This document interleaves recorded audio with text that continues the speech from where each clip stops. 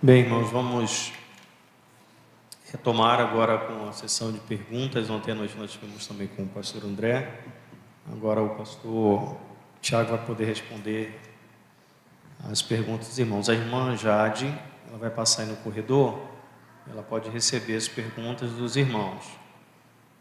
Tá bom? Então, se você já tem, faça o destaque, pode entregar imediatamente para a irmã. Pastor, nós temos aqui uma pergunta.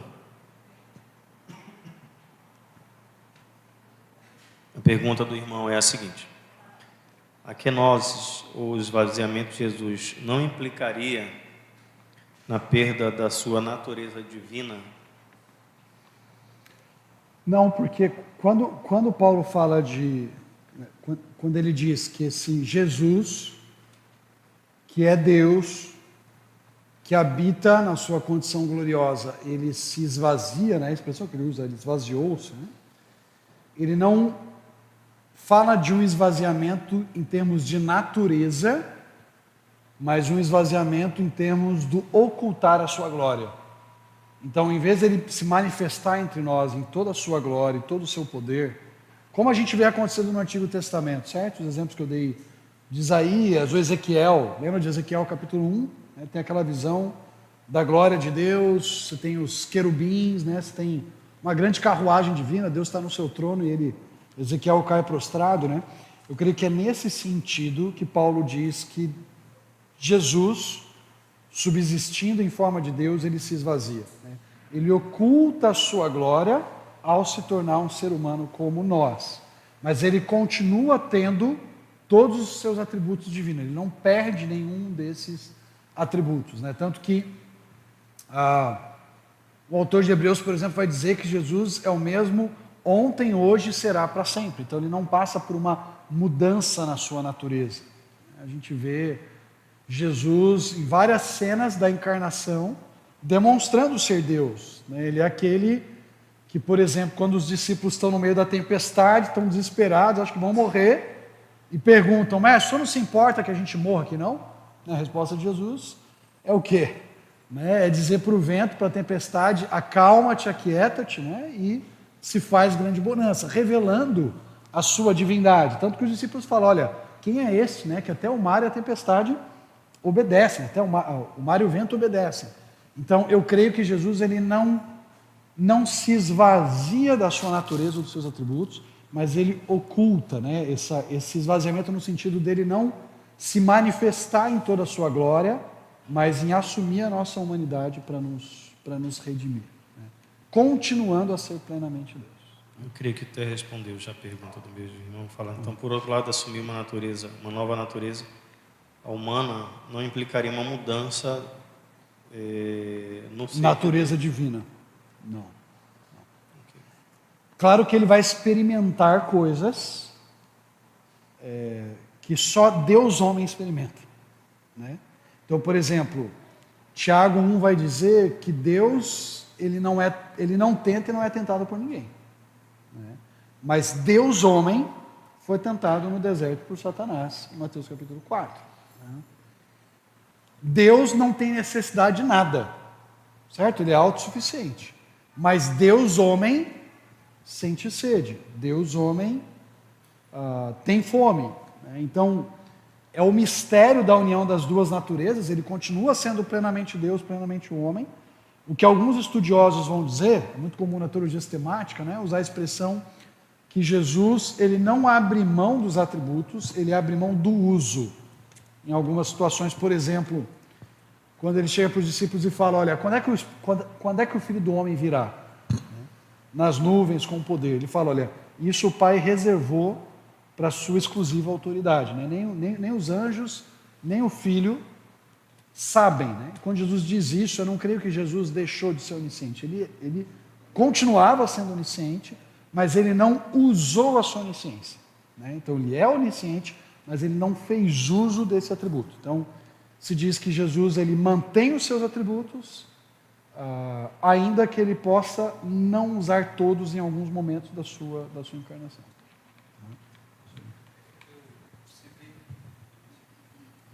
Eu sempre entendi a questão do ocultar, assumindo a condição de humano. Aí eu lembro de uma situação muito interessante que aconteceu. Fomos para um congresso de educação matemática em Brasília, e tinha uma aluna da UEPA que foi com o grupo. E ela fez um trabalho muito bom, era uma boa aluna, tanto que depois, pouco tempo depois, ela fez mestrado, doutorado, e passou em concurso público e tudo mais.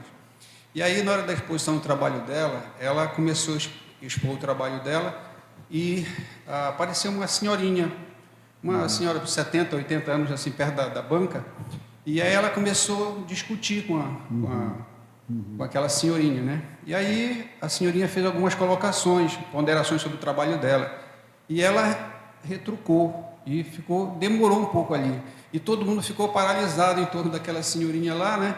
E ela retrucando e a senhorinha fazendo algumas observações. E acabou, a senhorinha não conseguiu convencê-la, mas educadamente ela agradeceu e saiu.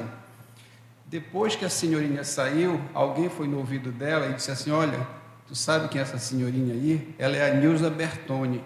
Ela é, digamos assim, a princesa da educação matemática no Brasil, reconhecida no mundo inteiro, e ela que escreveu parte da origem desse trabalho, está com ela no laboratório em Brasília. E a Naíra ela era branca, ficou mais branca ainda. Então, eu sempre entendi esse ocultar de Jesus assim, né? Diante das autoridades, sendo julgado, sendo esbofeteado, e ele se manteve, ele assumiu essa condição. Né? Eu sempre entendi esse ocultar com assumir a condição em vez dele. de manifestar aquela glória. Exatamente assim. Às vezes, é mais ou menos essa ideia que fica quando a gente percebe. E tem a ver com a Trindade também. Então, não dá para investigar muito aí, porque senão acaba se perdendo também. Exatamente. Alguém já falou, né? Eu não sei se o pastor André citou isso ontem, né? Tente entender a Trindade e perderá sua cabeça, né? Tente negá-la e perderá sua alma, né? Então é um mistério. A dupla natureza de Cristo chega a um ponto que a gente fala: daqui eu não consigo passar, aqui eu não consigo explicar, porque é realmente um mistério. Né?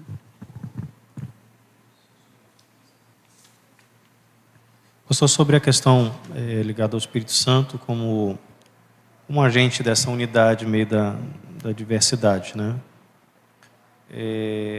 Como é que a igreja ela pode entender esse papel do Espírito Santo, sabendo que esse irmão também precisa ser um agente que colabora para essa unidade, para a manutenção da comunhão, sabendo que esse Espírito Santo ele é um agente, né? Então, o que podemos fazer, humanamente falando, da nossa parte, o que podemos fazer, tendo em vista o papel do Espírito Santo na unidade da igreja? Como é que, na prática, o cristão, o que ele pode fazer nesse sentido? O que eu diria, pastor Dileia, quando a gente pensa, por exemplo, Paulo usa o conceito de ser cheio do Espírito, né? Em Efésios 5,18, né? Fala que a gente não deve se encher com vinho, mas que leva a dissolução, mas se encher com o Espírito. E no texto paralelo de Colossenses 3, enquanto Efésios 5 ele fala, sejam cheios do Espírito Santo, no texto Colossenses 3,16 ele fala, habite ricamente em vocês a palavra de Cristo. Né? Então, eu diria que uma das formas práticas do Espírito nos usar, né, de sermos instrumentos do Espírito na vida dos nossos irmãos, em primeiro lugar, sermos cheios da palavra, né? Deixarmos que a palavra de Deus habite ricamente em nós, o que implica em uma vida devocional diária, de leitura das Escrituras, de meditação nelas, implica a disposição de ouvir a palavra sendo pregada na igreja local, sendo ensinada na escola bíblica e assim por diante. Implica também, na dependência do Espírito, servir os meus irmãos, nas diversas oportunidades que Deus proporciona, né? Eu creio que era muito comum, quando eu era mais jovem, nas igrejas que eu cresci, o pessoal fazer aquilo que é chamado de teste de dons, né? Então a pessoa preenchia os negócios lá, tal, e dizia, você tem tal dom, né? Tem um dom X, tem um dom Y, né? E à medida que eu fui estudando as Escrituras, eu fui descobrindo que o dom a gente não faz um teste para descobrir. A gente vai servindo na igreja local, e à medida que a gente serve na igreja local, a gente vai descobrindo os dons que Deus nos deu, as capacidades que Ele nos deu e tudo mais, para sermos úteis na vida uns dos outros. Então eu creio que, à medida que a gente se dispõe a servir, se envolve, aproveita as oportunidades que Deus dá para sermos bênção na vida dos outros, a gente também vai sendo esse instrumento do Espírito, identificando aquelas capacidades específicas que o Espírito tem nos dado para sermos úteis na vida do corpo de Cristo. Né?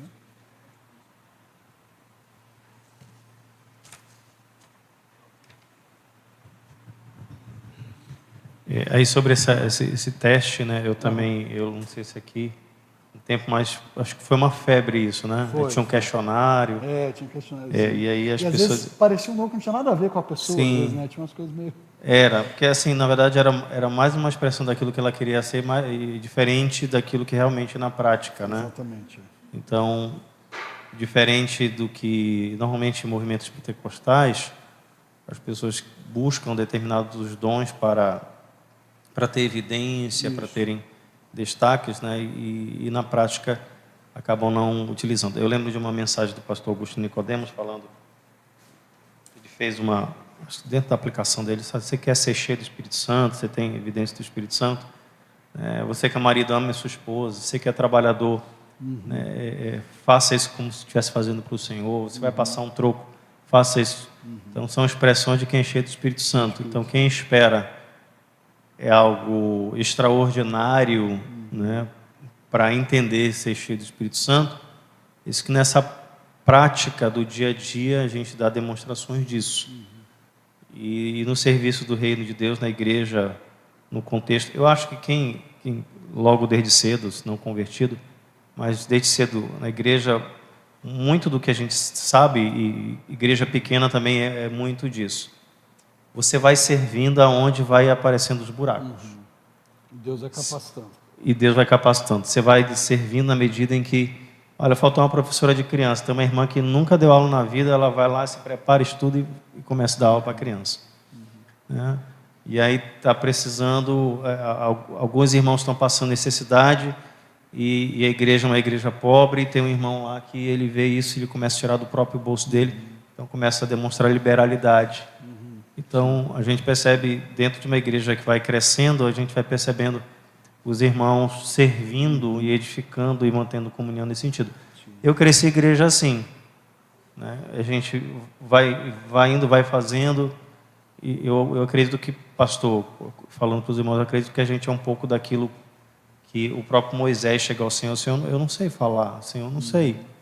Não te preocupa, eu vou capacitar, é teu irmão. Eu que criei a boca, né? Então a igreja ela serve nesse sentido. E o que a gente percebe às vezes na prática, por outro lado, são irmãos se esquivando disso.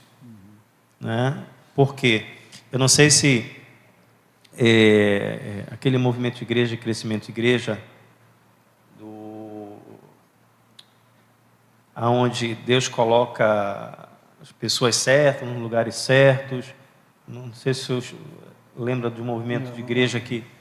E aí o que acontecia dentro desse movimento de igreja? Somente as pessoas capacitadas, naturalmente com aquilo com as habilidades delas, poderiam servir em determinadas áreas. E eu entendia que isso matava o direcionamento, assim, falando de maneira figurada, a ação de irmãos que não tinham habilidades, mas que Deus... O que não tinha uma formação específica. Sim, né? Então a pessoa tem uma formação tal, então ele segue para aquela área. Mas a questão é, será que aquela capacitação específica para aquilo? Claro que Deus vai dotar alguém de uma formação universitária, uma formação técnica, para abençoar a igreja, mas há outras pessoas e irmãos que chegam sem nenhuma formação e que serão bênçãos tanto quanto outras pessoas. Sim. Então, isso abençoa na comunidade, na comunhão da igreja, abençoa no processo de trabalho de crescimento da igreja do Senhor. E demonstra a ação sobrenatural do Espírito mesmo, né? O Espírito que capacita, né? Sim. Então, os irmãos aí que estão esperando algo novo acontecer, extraordinário para servir. Então, Deus pode usar você na sua simplicidade, até naquilo que você não sabe, para suprir a obra no reino de Deus, por meio da sua vida. Né? Somos pequenos, irmãos, somos falhos, e pessoas assim que Deus usa, na simplicidade para servir no reino de Deus. Sim. Mais alguma pergunta? Antes que eu chegue à pergunta, tem um aspecto importante também, pastor, que eu vejo, é orgânico, esse é sistema orgânico de revelação dessas perspectivas de dons. E uma coisa que é importante frisar, que é reconhecido pela igreja, não tem uma liderança imposta, mas o cara sentiu, ele tem um dom para o ministério pastoral. Só que a igreja não reconhece isso. Sim. E seja qualquer outra função, se for mais simples, né? O cara tem, eu senti, eu disse uma vez, uma irmã disse assim para mim, eu tenho o dom do discernimento, pastor. Eu disse, teu dom do discernimento é tão grande que tu preferiu se envolver só em coisas ruins. Tu discerne de ter uma coisa ruim e vai lá e se mete. Porque todas as vezes que tem problema na igreja, tu está no meio. Então não é a pessoa dizer, é uma experiência pessoal, mas ela também é filtrada pelo coletivo. A igreja precisa ver isso em sintonia. Eu acho que isso que... Deus não trabalha a parte da igreja, né? Ele trabalha disso. dentro da igreja, Exatamente, por meio dela. Né? Então, é individual, a experiência individual. Um dia tu tiveste chamado para o ministério. E Deus com certeza falou no teu coração. E tu deve ter dito para tua esposa em algum momento, olha, se tu já estava casado ou não. Antes casados. Pois é. Então, no meu caso, quando eu recebi essa coisa assim, né? Eu falei para minha esposa. Eu tinha que comunicar isso para ela. Mas a igreja reconheceu isso e me acolheu nesse sentido. Mas não foi o que aconteceu em outras vezes. Com tantas outras situações. Então, acho que o reconhecimento da igreja é importante, essa sintonia entre o micro, o indivíduo e o macro, que é o coletivo. O corpo falar. Eu acredito que essa pergunta esteja dentro daquele aspecto que o senhor falou sobre a questão de uma pessoa que faz uma crítica, faz um questionamento. A pergunta é assim: qual correlação entre crítica, negligência e edificação na vivência do corpo? Existe essa correlação? Pode ter, assim, se a gente entende crítica como uma crítica negativa, né, da pessoa que está sempre observando falhas e apontando para essas falhas, mas não se preocupa em oferecer uma solução para isso, ou como ela pode contribuir, ou procura as pessoas que podem ajudar a dar uma resposta, né, ou podem trabalhar no sentido de algo positivo para a vida da igreja, essa pessoa pode cair numa negligência, né, no sentido de só criticar e não se preocupar em como resolver. Ele falou que crítica, negligência, mais alguma coisa. Indiferença, não sei se era isso. Né? Acho que pode. Agora, e edificação, né? Ela deixa de edificar e está só destruindo. Por outro lado, acho que assim, críticas construtivas, elas são sempre muito bem-vindas, né? A gente tem que estar sempre disposto a ouvir o outro, a considerar o que o outro tem a dizer, né? E a crítica tem que ser feita, quando ela é positiva, sempre no espírito de amor, né? Amor e verdade. Então, eu estou levando aquela crítica, mas eu quero o bem do outro, eu quero ajudar o outro, e não simplesmente apontar algum problema ou algum defeito que eu estou vendo. Eu quero trabalhar na direção da solução. Essa seria uma crítica construtiva para a edificação, né? Não só para... A outra pergunta é por que tantos crentes colocam muitas dificuldades para manter ou para ter comunhão? Por que tantos crentes colocam muitas dificuldades para manter comunhão? É isso mesmo? Eu acho que a única resposta é: a minha comunhão com os meus irmãos é sempre um reflexo da minha comunhão com Deus, né? Então, primeira pergunta é: eu estou em comunhão com Deus? Então, naturalmente, eu vou buscar uma igreja local, eu vou me envolver com os meus irmãos e eu vou servir aquela comunidade, né? Se eu não sou uma pessoa salva, eu não vou sentir interesse pela comunhão, né? Ou se eu sou um salvo, sou uma pessoa que Jesus alcançou, mas aos poucos eu vou deixando de desfrutar dessa comunhão que eu tenho com o Criador em Cristo Jesus, é naturalmente que esse esfriamento no meu relacionamento com Deus afete também a minha relação com a Igreja de Cristo, né? Então, a minha pergunta é, de novo, como é que está a minha vida devocional? Como é que eu tenho buscado ser um cristão em casa, né? Então, se eu vou me afastando de Deus, é natural que eu já não sinta tanto prazer assim em estar com os meus irmãos. Eu lembro assim eu pastoreei uma igreja em São Paulo por 13 anos, né?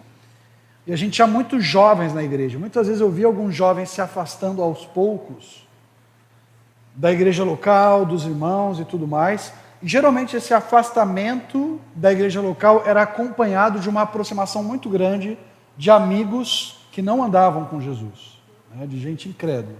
Então eles estavam com esses amigos, em vez de eles serem luz na vida desses amigos, eles estavam participando das obras das trevas ali.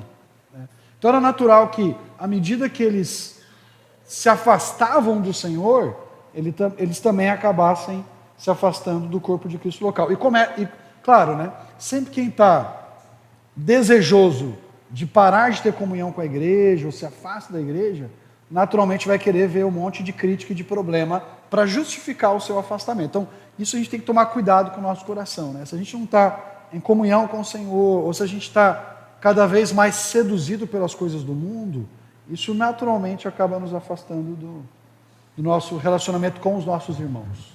A gente tem ouvido recentemente muitas pessoas falando assim, aquelas pessoas que são antissociais, né? Uhum. E aí uma determinada irmã disse assim que ela era antissocial. Dizendo, não, pastor, eu não gosto de gente, mas eu gosto de ser igreja. Aí a pergunta é, e perguntar para um matemático também, como é que é esse cálculo? Como é que funciona? Alguém que é antissocial, não gosta de gente, mas quer ser igreja. Como é que... Não fecha, né? Essa conta não fecha. É possível? Não. Tem um livro muito interessante do Jamie Dunlop, né, que é pastor lá da Capitol Hill, junto com o Mark Dever. Um livro chamado Comunidade Cativante. Né? Ele fala sobre aquilo que o Evangelho faz. Né? Ele de fato transforma o nosso coração, né? E nos faz amar as pessoas. Né? Amar, inclusive, gente difícil de amar. Né? Então, não existe dentro do corpo de Cristo espaço para essa categoria. Eu sou antissocial. Por quê? Porque o Espírito de Deus testemunha para mim o quão amado por Deus eu sou. E esse amor que eu recebo de Deus transborda do meu coração para a vida das outras pessoas. Né? É de fato um amor sobrenatural, né? Que mesmo que antes de conhecer a Cristo eu seja uma pessoa mais antissocial, ao conhecer Jesus e me entregar a Ele, o Espírito de Deus vai transformando a minha vida, né? me tornando interessado pelos outros. Claro, tem pessoas mais tímidas, certo? Tem pessoas mais extrovertidas, mas isso não significa que o tímido não se interesse pelo outro, que o extrovertido se interesse mais, né? São maneiras diferentes de expressar esse amor. O que eu não posso é querer me afastar das pessoas e achar que está tudo bem com Deus se eu não estou vivendo em comunhão com os meus irmãos. Aliás, esse é o critério de João, né? Como é que eu vou dizer que eu amo a Deus a quem eu não vejo, se eu não amo meu irmão a quem eu vejo? Talvez, em certa medida, também a questão daquela expectativa de nível de perfeição.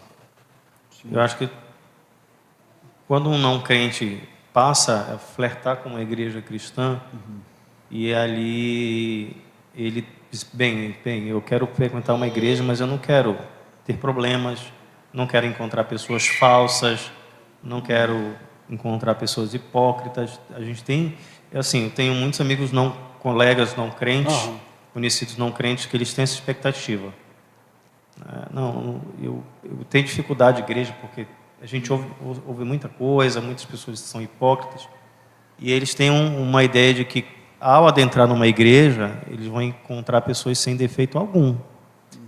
Então, muitos de nós estamos no contexto da igreja, nós sabemos dos defeitos dos nossos irmãos. Os irmãos conhecem dos nossos defeitos, das nossas dificuldades. Então, quando o Senhor fala desse aspecto sobrenatural, nesse sentido, do suportar uns aos outros, perdoar uns aos outros, amar uns aos outros, que são mandamentos, nos ajuda a entender o nosso desafio e ainda assim continuar vivendo em comunidade como igreja. Então, eu acho que esse é o nosso desafio. Talvez é aquele desafio de irmãos pequenos, que às vezes é aquela relação de amor e ódio, né? Que a gente briga de manhã e de tarde a gente está se abraçando, dizendo, mano querido, né? Não temos dessas. Eu era assim muito com a minha irmã. A minha irmã é mais nova do que eu, 2 anos, mas eu apanhava da minha irmã. Pergunte para minha mãe. A minha irmã, as meninas da rua não gostavam de brigar com ela, que ela toda menina brigava de puxar cabelo. Minha irmã não, ela brigava de dar soco. Ela brigava, Então, quando ia entrar numa briga, as meninas não queriam brigar, porque ela era de mão fechada. Assim era minha irmã. Então, a gente se detonava lá, mas quando mais tarde a gente estava tudo certo. Aceitava, né? Tudo certo. Estou dizendo que a igreja assim, a gente está se matando na IBD e se amando no culto à noite.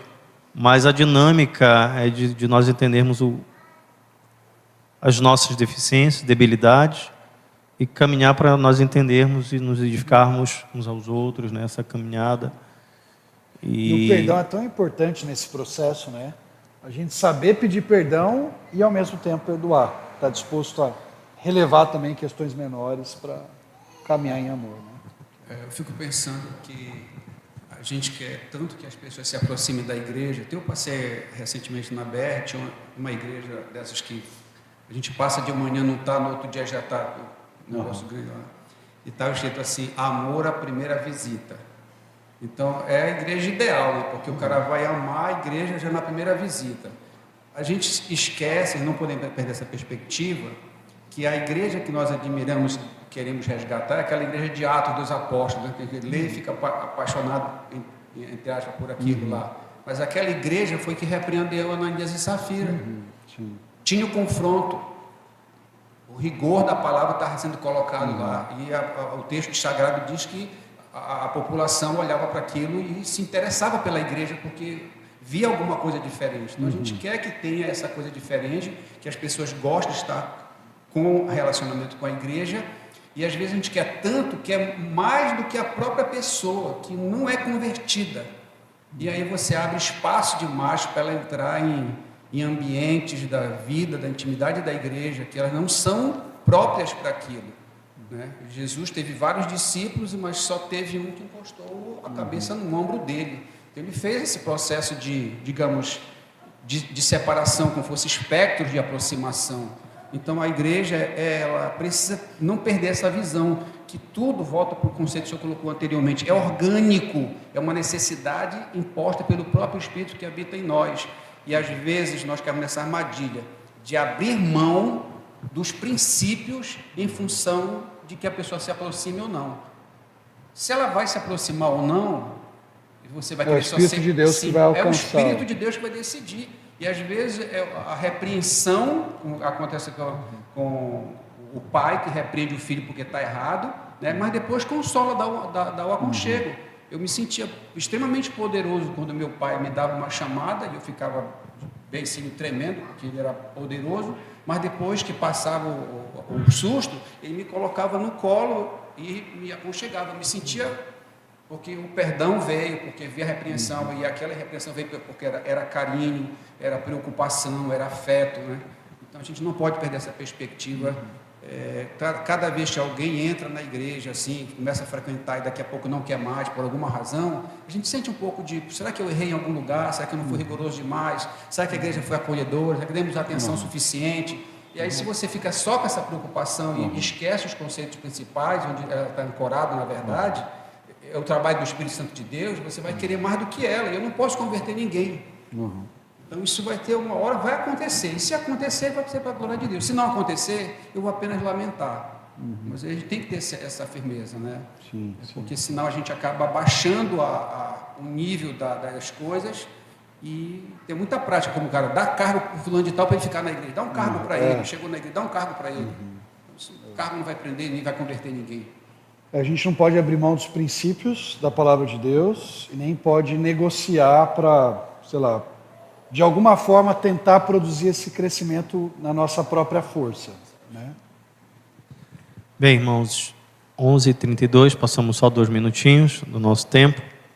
Agradecer ao pastor pela palavra, agora pelas 2, né, da manhã. Amanhã o pastor retornará pela manhã conosco. Queria pedir aos irmãos, a gente vai encerrar com a oração. Eu queria pedir aos irmãos já que fizéssemos já uma foto aqui, até porque algumas pessoas talvez não retornem, então a gente aproveita e depois tira a noite também com o pastor André. Tudo bem, irmãos? Então peço a vocês que se agrupem aqui para rapidamente tirar uma foto. Vamos orar.